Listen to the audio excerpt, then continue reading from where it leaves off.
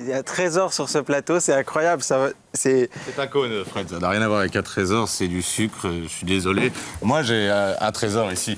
J'ai mes nouveaux invités qui sont effectivement des chasseurs de trésors. Alors, je ne sais pas si vous avez déjà eu l'idée chez vous de penser qu'il y avait peut-être un trésor dans votre propriété, dans votre jardin. Là, eux, ils pensent tout le temps. C'est quasiment leur métier. Ils en découvrent. Ils ont écrit des ouvrages. Bonsoir, venez vous asseoir déjà. Bonsoir. Alors, Bonsoir. Alain Cloérec, asseyez-vous, je vous en qui est prie. chasseur de trésors et qui a écrit Comment ils ont trouvé un trésor aux éditions Cherche Midi Éditeur. Et Antoine Béguin, qui est juriste, avocat du droit du trésor et qui a écrit Le trésor gaulois du Mans, du rêve au cauchemar aux éditions Cheminement. Voilà. Vous êtes venu avec des béquilles parce que vous avez fait mal à la jambe. Voilà, non mais ça peut servir, c'est sûr. Hein. Non, c'est pas ça. Pardon. Alors, juste avant de vous poser les questions par rapport à vos livres respectifs, à votre métier, on va regarder quelques images de vos chasses au trésor, si vous voulez bien. Il y a même des images. Ah, il y a des images, on les regarde. Chassons. Oh, tiens, Georges, ça y est, c'est ça, on les a. Ouais, ça ressemble. Ah mais c'est sûr. Ça ressemble bien. C'est quoi ça? Ouais. Je t'ai dit que c'était un embout de canne l'autre. Regarde. Par contre, Et là, tu vois, ça c'est un autre, c'est un poignard ou je sais pas quoi. Ah ouais. Par contre, Ouais. bon, appelle-le. Attends, alors. Ming, c'est pas mal quand même. Ah ouais, un basming, puis là ça s'abîme pas trop. Mine de rien. Sauf si on était mort Hein dessus. Ah ouais, c'est en casse.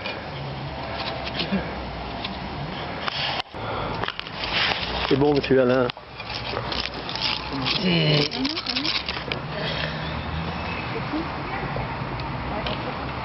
Quel dommage. Quel gaspillage. Ça, c'est pas mal.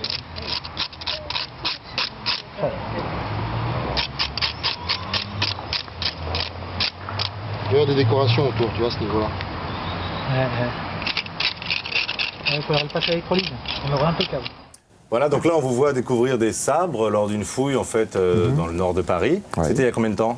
Il y a quelques mois, enfin ça fait 2 mois environ. Au départ, ce sont des sabres enfin, de grande valeur qu'on devait chercher, qui avaient été enterrés lorsque les Allemands sont rentrés sur Paris, donc par un collectionneur d'armes. Et en fin de compte, ces sabres qu'on a retrouvés sont des sabres de cavalerie, alors qu'on recherchait des sabres turcs d'abordage, donc avec des choses assez incroyables.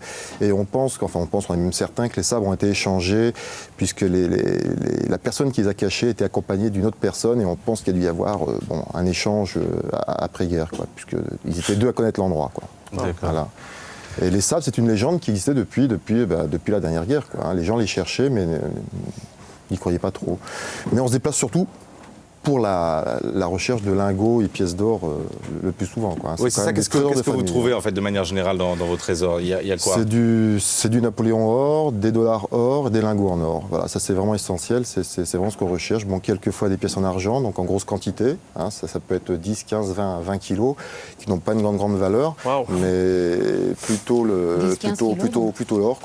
Moi, je trouve un chewing-gum en général. Et essentiellement les trésors de famille, des gens qui ont caché après-guerre, qui ont beaucoup souffert, qui ont caché en attendant une éventuelle autre guerre mondiale, et qui ont laissé ça en place et qui n'ont pour leurs enfants, et qui n'ont jamais révélé l'endroit, ou ont donné quelques indices, mais pas beaucoup. Mais pour que les choses soient claires, comment faites-vous quand vous cherchez un trésor? Je pense que tout le monde se pose la question, on ne trouve pas des trésors comme ça. Est-ce qu'il y a quelqu'un qui vous appelle? Comment ça se passe en fait? C'est-à-dire que, oui, nous, on travaille beaucoup avec les particuliers. Donc les gens nous appellent. Mais il est vrai qu'il existe des centaines, des milliers de prospecteurs en France qui, au gré de balades comme ça, arrivent à trouver des trésors. On parle pur effet du hasard, ça existe. Nous, on a fait notre spécialité. J'ai eu la chance de découvrir un énorme trésor qui m'a fait prendre conscience de l'existence des trésors. Et je me suis un peu spécialisé dans ce domaine, donc le trésor de famille. Voilà. Antoine Béguin, donc vous êtes avocat spécialisé dans le trésor.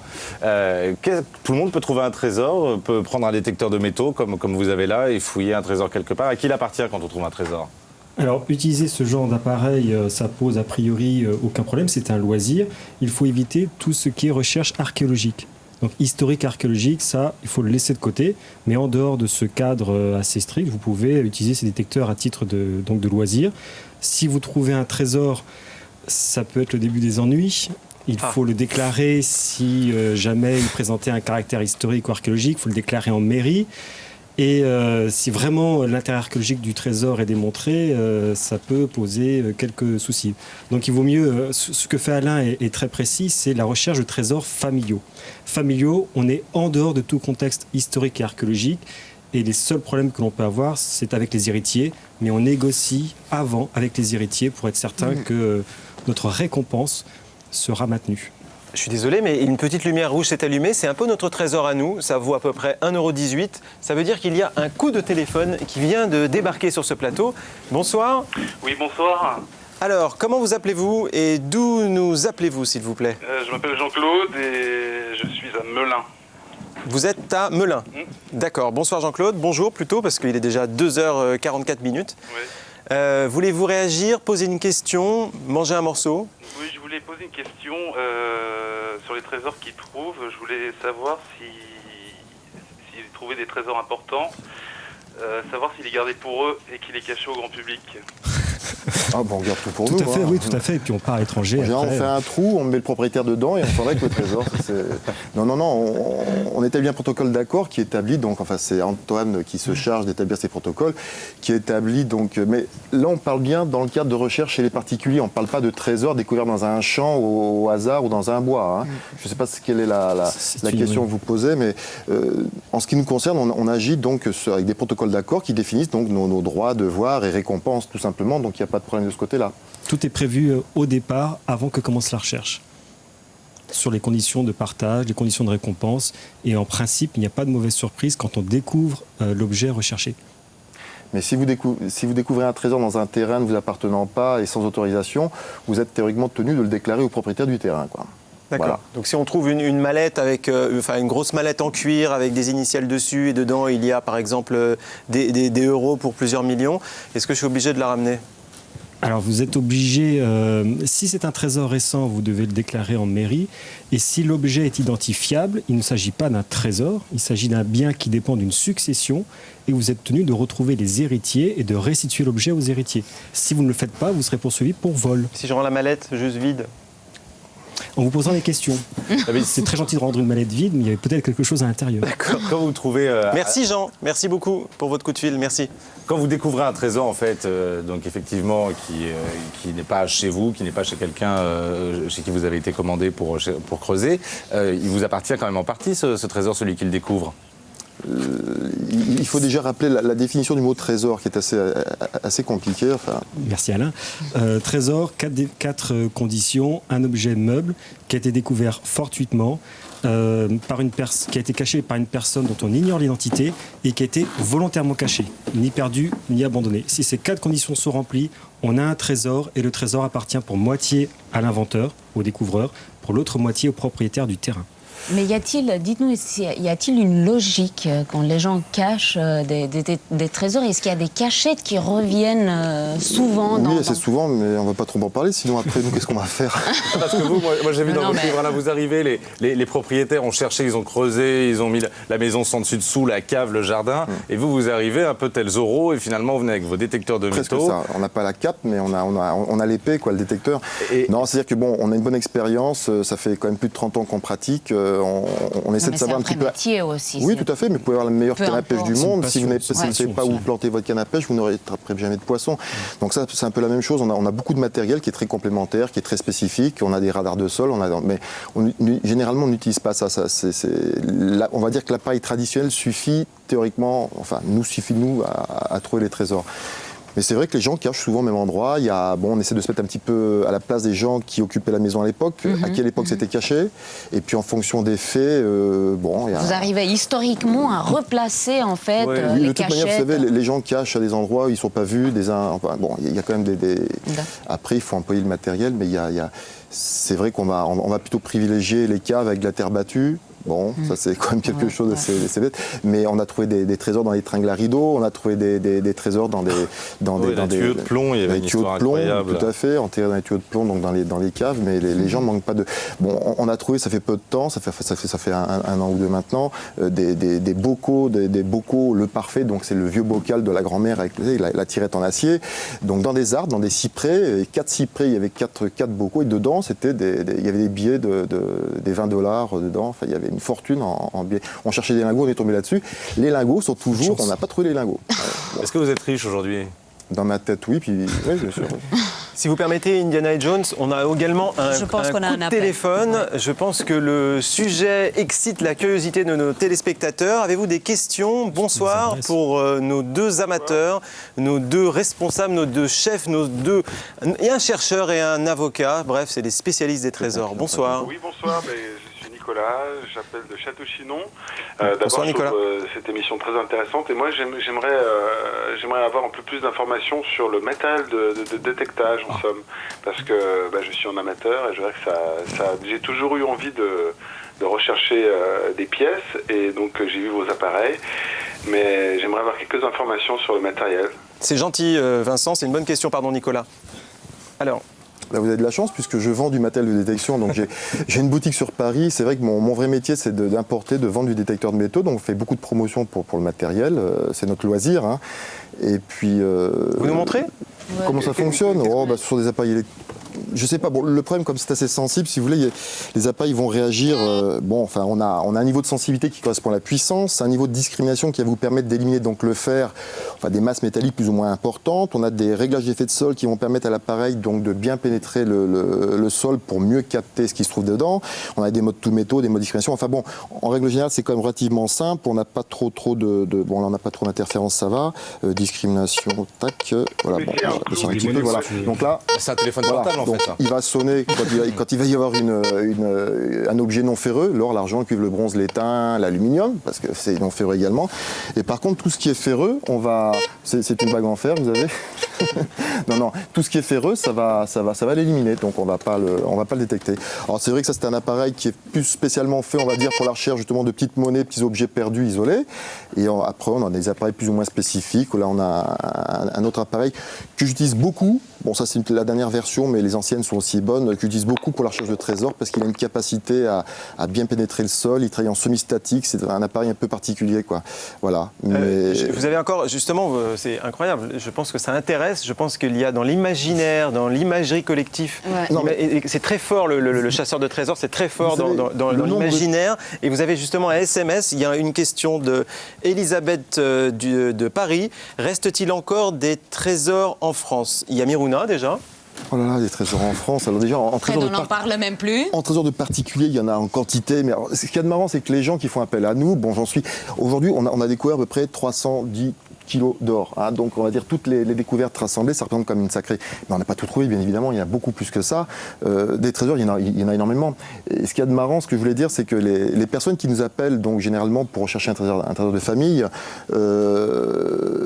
nous appellent parce que la maison est en vente, ils ont hérité d'un bien, et ils ont entendu le grand-père, quelques pièces d'or, des trucs, ils savent pas trop, quoi. Ils savent pas trop, donc au moment de vendre la maison, ils nous appellent, on intervient, quelquefois on trouve, quelquefois on ne trouve pas, mais quand on trouve le trésor, les personnes qui sont vraiment très surprises, ce sont les gens qui nous ont appelés.